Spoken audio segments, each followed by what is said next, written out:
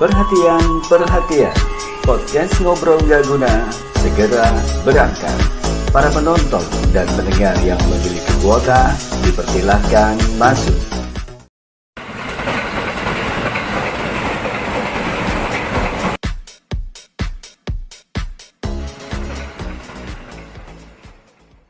Anak-anak muda sekarang ya, artinya kesempatan untuk berkreativitas tuh udah semakin mudah dan terjangkau gitu loh. Alat-alat juga udah sedemikian canggih, dadanya karena jantungnya podcast itu adalah di soundcard. Di soundcard. Kalau di soundcardnya gue lebih enak misalnya kayak Coldplay kemarin atau BTS yang Korea, kan mereka meskipun orang awam ya, tapi dengernya juga nyaman, enak gitu loh. Kira yang konser yang paling bagus suaranya di sisi lain performnya ya maksudnya ya, itu pernah nggak gitu ngalamin itu atau juga ngerasain itu gitu? Oke, baik, assalamualaikum warahmatullahi wabarakatuh. Ketemu lagi di hari ini di Ngobrol Nggak Guna Podcast, dan kebetulan hari ini gue kedatangan satu tamu istimewa buatku pribadi ya.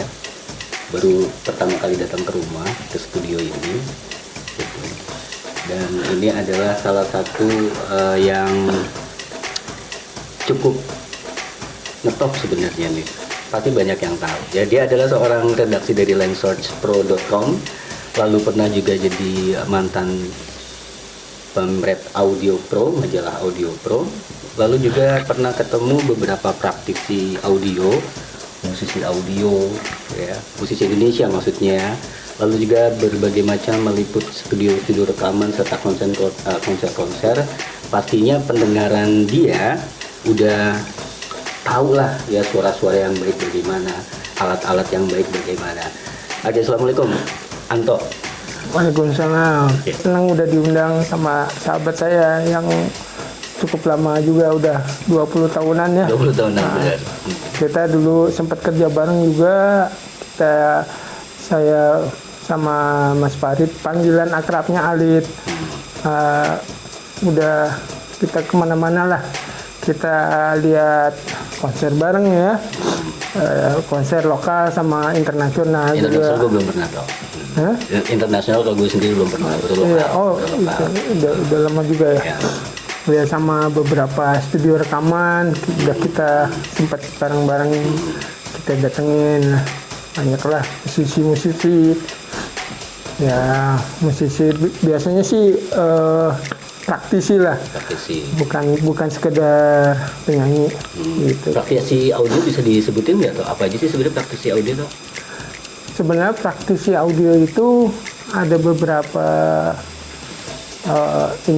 beberapa jenis. Misalnya praktisi audio di bidang yang kita sering lihat lah, konser yang itu live performance, live audio engineering, istilahnya kerennya begitu.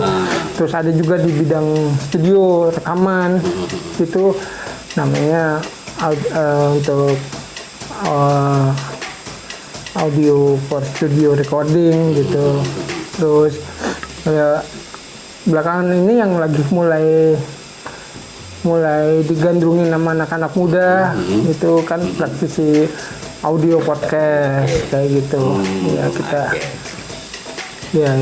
ya makanya dulu kan kita juga sempat jalan-jalan ketemu beberapa praktisi itulah.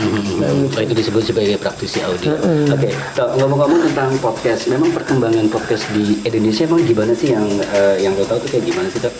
Ya sebenarnya sih yang gue tahu ya,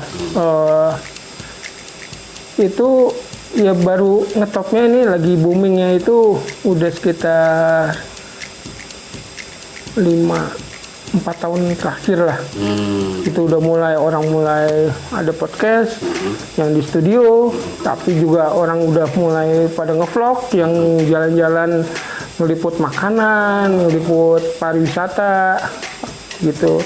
Kalau podcast kan ada tempat kayak kita inilah, bisa bicara-bicara kayak gitu. Terus sebenarnya sih kalau di luar negeri itu saya sudah menemukan teknologi podcast itu di luar sudah mulai ya, terutama di Amerika yang saya tahu itu sekitar tahun 2004-2005. Jadi kita agak-agak sedikit ketinggalan, tapi nggak apa-apa. Maksudnya baru sekarang bahwa, tapi sebenarnya teknologi misalnya contoh mikrofon yang bisa dikonek ke komputer itu sebenarnya dari tahun 2005 di beberapa merek itu sudah ada gitu loh. Tapi pada waktu itu barangnya tuh masih lumayan mahal tinggi gitu loh. Dan hanya merek-merek tertentu ya. Merek-merek tertentu kayak gitu. Nggak seperti sekarang ya. Oke, Tok. Sekarang kan yang tadi dibilang bahwa podcast itu udah mulai berkembang nih. Terus kadang-kala ada yang pengen mulai duluan tapi bingung alatnya, ada yang pengen gimana sih caranya. Nah, pertanyaan kayak gini, Tok. Biasanya itu kalau pengguna podcast itu biasanya pakai alat yang kayak gimana sih sebenarnya? Atau cukup yang kayak gini-gini sebenarnya atau gimana? Ya, cukup. Sekarang kita beruntung juga nih anak-anak muda sekarang ya. Artinya kesempatan untuk berkreativitas tuh udah semakin mudah dan terjangkau gitu loh. Alat-alat juga udah sedemikian canggih dan dari beberapa merek malahan ada terus datang merek-merek baru yang bersaing. Artinya kalau udah ada persaingan kan harga itu juga semakin terjangkau, harga semakin ini. Ya, tadi kalau pertanyaannya kalau misalnya podcast, iya, alatnya bagaimana aja sistemnya podcast. Iya, sebenarnya kalau saya cerita sistem dulu deh, yang paling praktis adalah ya pertama udah pasti komputer, ya. Kedua udah pasti kalau kita berbicara kan kita harus butuh mikrofon gitu, terus soundcard, soundcard yang menghubungi ke komputer, dan kemudian untuk memonitor kita bisa pakai headphone, bisa juga pakai speaker, itu aja yang sederhana. Dan harga bermasalah nggak? Harga malah saya bilang wah ini sangat mengembirakan. Jadi nggak melulu harus pakai merek kelas A gitu loh. Kalau dulu memang, ya, karena yang pertama kali ngeluarin ya produk-produk yang bermerek. Kalau sekarang kan udah banyak di e-commerce juga sangat mudah kan, banyak kita pilihan. Oke, jadi sebenarnya masalah harga tidak masalah ya gitu. Nggak ada masalah. Contoh nyindir aja nggak apa-apa gitu. Gitu ya. Gue takut ini tumplang ke belakang.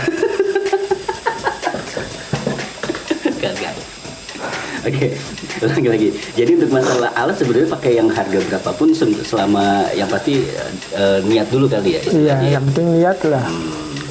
Oke. Toh alat yang bagus buat podcast itu di mata seorang redaksi lensearchpro.com tuh kayak gimana sih sebenarnya? Alat yang baik ya gitu. Untuk memulai podcast ini tuh apa aja sih coba? Yang sebenarnya gini, kalau kita mulai anggap aja kita kalau udah berani terjun ke dunia podcast, setidaknya kita rapikan dulu lah sistemnya. Artinya kita harus bisa ngatasin hal-hal yang dianggap cukup penting, tidak penting tapi penting kalau menurut saya. Contohnya ya misalnya kalau ada, pokoknya tidak ada noise lah. Ini salah satu contoh. Okay. Terus kemudian kalau ya komputer kan ya sesuai spek lah yang bisa mengakomodir kebutuhan dari soundcard, kayak rekaman lah. Kayak kalau saya bicara, ini sebenarnya sistemnya hampir sama studio rekaman, tapi versi yang sangat lebih praktis. Dia butuh soundcard. Soundcard juga banyak kita temuin di Tokped lah gitu, macam-macam. Tapi setidaknya kalau untuk audionya ya itu. Nah, paling penting sih kita setidaknya karena jantungnya podcast itu adalah di soundcard. Okay. Kalau di soundcardnya ya kita boleh, saya tidak bilang harus merek mahal ya, tapi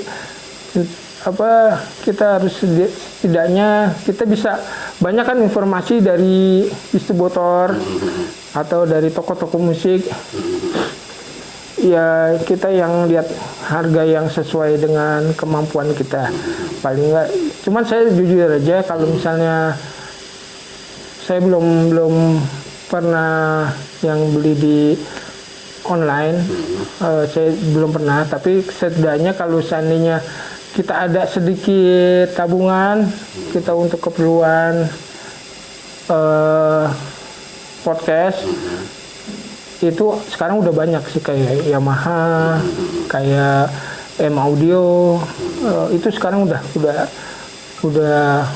cukup terjangkau. Saya kurang paham juga harganya ya, berkisaran kalau nggak salah ada yang 1 juta deh kalau nggak salah ya. Lengkap gitu. Atau gimana? Enggak, soundcardnya. Oh, soundcardnya aja. Soundcardnya ada. Iya. Nih, misalnya ini ada ini contoh soundcard ya. Iya. Tapi kalau seandainya, nah itu bisa setidaknya kita bisa beli di toko dari dealer resmi, kan sudah ada garansi juga, dan kebutuhan podcastnya saya rasa nggak terlalu masalah. Oke, di Line Search itu ada apa menyiapkan itu semua. Kalau di Line Search juga ada. Iya, sudah ada. Oke. Untuk kalau di redaksi Line Search itu ngapain aja sih kira-kira untuk ini toh nge-review atau gimana aja sih sebenarnya? Kalau di Line Search tuh jadi begini, Line Search Pro itu sebenarnya awalnya adalah production juga. Kita juga ya bikin event juga untuk rental juga. Nah kebetulan kalau saya di bidang newsnya, jadi kita ngebahas mengenai perangkat-perangkat audio. Tapi di Line Source sendiri juga ada studio recording, studio mastering, sama kami juga ada beberapa sistem audio lah yang bisa kita sewakan untuk umum. Oh itu gitu. Kalau di Line Source. Oke, dengan pengalaman yang tadi suka ngeliput-liput konser nih Tok ya, ada nggak satu yang paling berkesan konser apa gitu yang suaranya tuh bagus, udah perform si artis bagus, suaranya juga keren, dan lihat nggak pernah dilihat kan, pernah pasti ngeliput dong alat-alatnya apa itu, pernah nggak itu, ada nggak yang kayak gitu?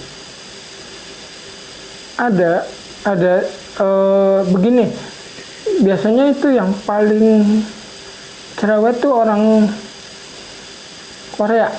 Oh, kenapa tuh? Artinya dia pengen tampil perfect, si artisnya juga harus all out, jadi sistemnya juga harus perfect gitu loh. Itu sangat-sangat, ya saya nggak tahu ya kalau Korea yang lain ya, tapi yang pas kebetulan saya pernah liput, saya juga ikutin persiapan sistemnya. Dia yang paling rewel ya, karena ya maklum lah, mereka kan industrinya juga lagi ini, jadi dia nggak mau tampil jelek gitu aja. Ya itu aja. Kalau suara speaker sound gitu ya, kalau sekarang saya dari pribadi saya bilang udah bagus, udah orang udah mulai peduli. Saya senangnya begitu. Jadi tidak suara ya maksudnya, dengan suara gitu. Iya. Jadi udah peduli, begitu penonton bayar tiket sekian juta, ya selain performnya ya suaranya kan juga harus bagus gitu, kayak gitu. Jadi mereka udah bayar tiket, ngeluarin ini banyak, ya harus dapet ambience-nya juga mesti. Ini gue lagi enak misalnya kayak Coldplay kemarin atau BTS yang Korea, kan mereka meskipun orang awam ya, tapi dengarnya juga nyaman, enak. Kira-kira kan dengan sering liput konser-konser atau segala macam gitu ya, pasti udah tahu lah ya. Kira-kira yang konser yang paling bagus suaranya di sisi lain performnya ya maksudnya ya, itu pernah nggak gitu ngalamin itu atau juga ngerasain itu gitu?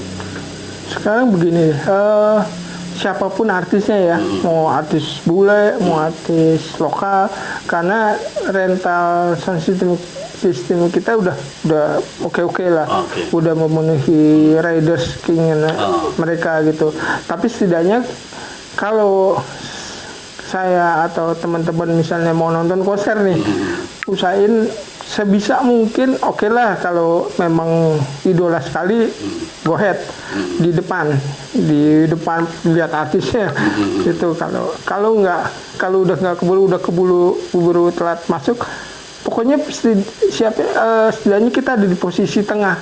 Di posisi biasanya kalau di konser kan tuh ada namanya istilahnya kalau di FH, front of house, dia yang bagian ngatur mixing audio, dia pasti ada di tengah yang suka ada tenda-tenda, pakainya deketin situ, jadi kita bisa nikmatin nontonnya.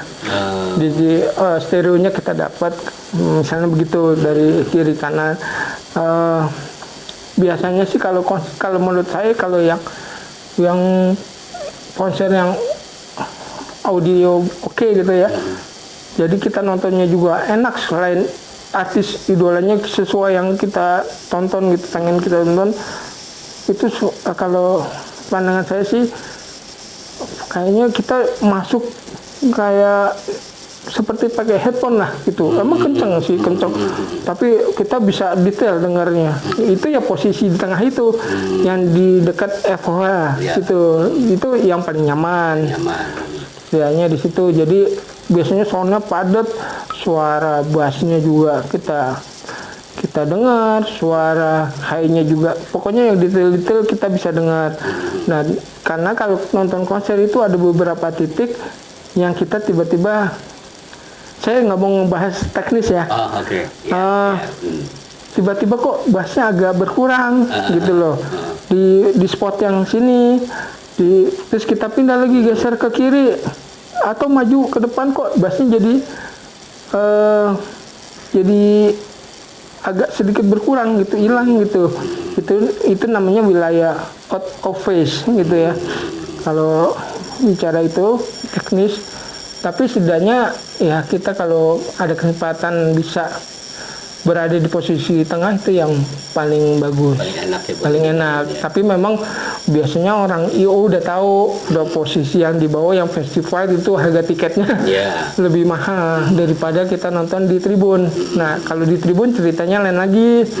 Itu biasanya si yang nyiapin sound system, IO-nya, dia nambahin speaker lagi tuh, speaker yang gede-gede, dia khusus untuk buat di tribun. Jadi di tribun masih nyaman, udah pasti beda antara kita nonton di festival sama di tribun. Kalau speakernya cuma ngandelin yang di kiri kanan panggung, yang di tribun pasti nggak enak gitu loh. Yang enak cuma di bawah aja. Oke, balik lagi ke podcast berarti gitu. Berarti suara yang bagus kalau di podcast itu apakah ditentukan oleh suara, apakah ditentukan oleh alat, atau gimana? Atau editornya mungkin yang menentukan, atau gimana toh? Ya semua sebenarnya sih punya peran ya. Tapi setidaknya seperti saya bilang tadi, jantungnya ada di selain komputer ya. Kalau komputer memang harus yang siap buat podcast spesifikasinya. Tapi ya sound card, jantung dari, sama kayak studio rekaman juga jantungnya kalau menurut saya itu di sound card. Jadi kalau sound cardnya sudah baik, ya kita masukkan, maksudnya saya bicara, kamu bicara, itu direkam juga bagus gitu loh, tidak ada noise. Setidaknya gini lah, yang paling gampang, sebelum misalnya kan kita mau podcast, kita dengerin dulu, oh ini noise-nya terlalu kenceng nih, atau noise itu suara desis ya kalau bahasa awamnya. Jadi suara yang itu sangat mengganggu gitu. Jadi usahain cari soundcard yang inilah. Tidak harus merek mahal, tidak, banyak kok merek-merek yang lain gitu. Oke, baik, itu dari satu cerita dan satu pengalaman, bahkan juga ada tips dan triknya dari seorang Fajar Arianto yang lebih dikenal dengan Anto ya. Seorang, sekali lagi saya ulangi, seorang redaksi dari lensourcepro.com, lalu juga mantan pemret majalah Audio Pro, dan juga pernah ketemu dan dengan praktisi audio dan beberapa musisi-musisi di Indonesia ya. Dan beliau ini mulai dari tahun sekitar 1999 lah atau 2000 lah. Padahal beliau ini adalah juga seorang pemain keyboard ya. Oke, ada pesan-pesan untuk ini teman-teman yang lain kira-kira tentang untuk podcast? Kalau ya maksudnya untuk yang generasi sekarang itu udah sangat menggembirakan, karena barang-barang sistem itu kita bangun sistem podcast tidak harus dengan kocek yang sangat tinggi gitu, tapi berani harus berani gini, berani tanya aja kalau ada temen ini bagus nggak sih soundcard. Kan kita kalau udah beli kita nggak tahu itu soundcard bagus, tapi yang kalau menurut saya yang pertama adalah kalau memang branded, ya bukan branded yang saya bilang sekarang merek-merek branded juga ngeluarin middle-nya lah yang lower malah gitu. Misalnya ada Yamaha itu kan udah standar internasional, artinya udah banyak dengan ya semualah, maksudnya dari after salesnya segala, kualitasnya juga udah bagus, tapi harganya cukup terjangkau.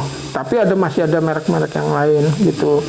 Ya itu aja, paling nggak setidaknya kalau kita belum punya barang itu kita bisa konsultasi, kalau bisa mungkin sama teman-teman yang udah pernah make gitu loh, atau baca-baca review di YouTube, bisa banyak kan sekarang gitu loh. Tapi yang kalau kamu udah punya yang saya bilang tadi, kita juga jangan, kalau lebih baik pakai brand yang asli. Brand yang asli. Yang asli merek. Soalnya sekarang udah banyak sekali sih yang KW1, KW2, KW3 dan sebagainya gitu loh.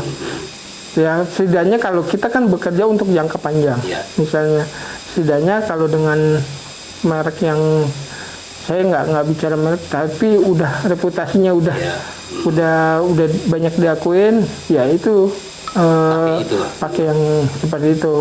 Jadi kita juga aman, kerja juga nggak pusing tiba-tiba di tengah jalan kita lagi ini, wah tak ada masalah, entah mati, yang gitu-gitunya lah maksudnya. Durability-nya juga harus bagus, apalagi kalau mobile ya, gitulah. Begitu. Oke, baik, terima kasih Tok udah kunjungan ke podcast Ngobrol Nggak Guna. Mudah-mudahan bisa kunjungan lagi ke sini biar kita bisa ngobrol lagi. Oke, saya tutup dan kita ketemu di episode berikutnya. Wassalamualaikum warahmatullahi wabarakatuh.